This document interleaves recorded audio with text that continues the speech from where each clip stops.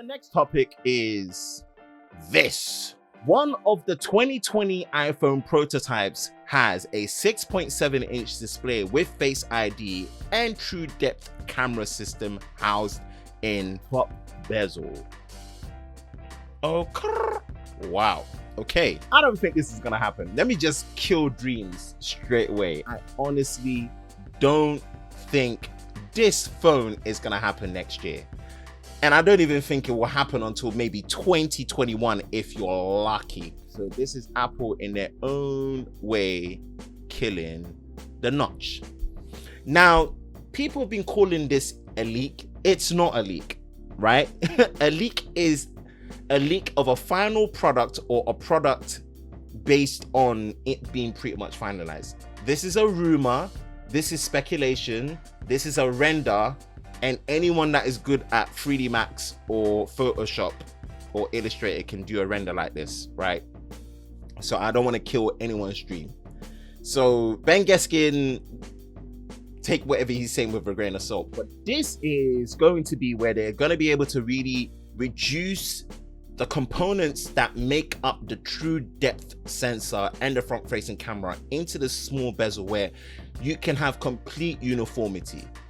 This is my dream. If Apple can do this, wow, this is what will make their device really pro, next to having an OLED screen that can have a ProMotion display at least at 90 Hertz. For how impressive this looks to be a killjoy, it is not gonna happen, chief. This is where it's not gonna happen. I don't know where people have gotten this idea from, that Apple are all of a sudden gonna change their business model. They did that only once to really benefit from the fact they were celebrating 10 years of iPhone in 2017 with the iPhone X or the iPhone 10.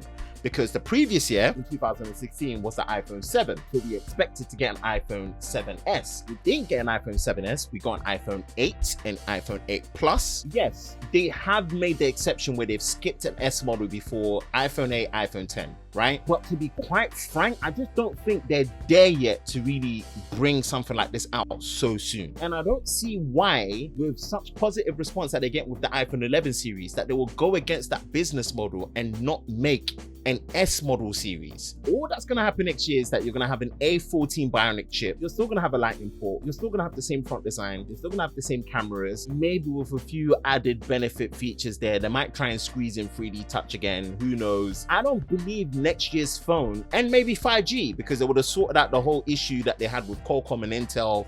And, you know, they'll probably be able to secure some 5G chips for next year, because 5G will have slightly better coverage than what it had, you know, from this year, which makes sense. And then the year after, 2021, I don't see why Apple's gonna push themselves to really break boundaries with new design on an S model year phone. Why would they actually skip an S year model phone where they can make even more money? It's predictable. People know their business model. I don't get it. I don't think this is gonna happen. This will happen if you're lucky in 2021. And even then, for the iPhone 12, I think even 2022. I think there's this drilling in our head that we're expecting from Apple to be doing something so magical, and that's just not them. They are about even compromise. They are moving into a very service-driven kind of market. Them doing this, and they didn't even put a 1080p screen. Their old Plus model phones have a better screen and they're smaller. I think the expectation of this is some next level Apple that we're expecting to do crazy things like them.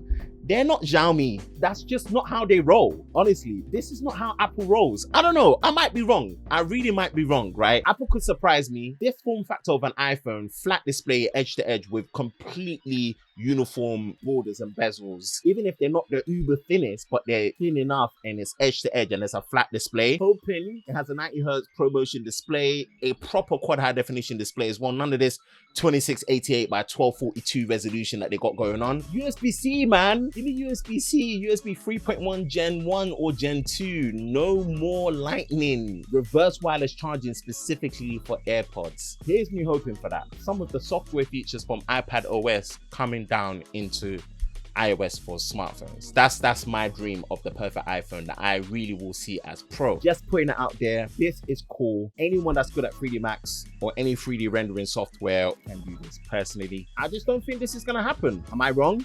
Let's talk. Back to scene.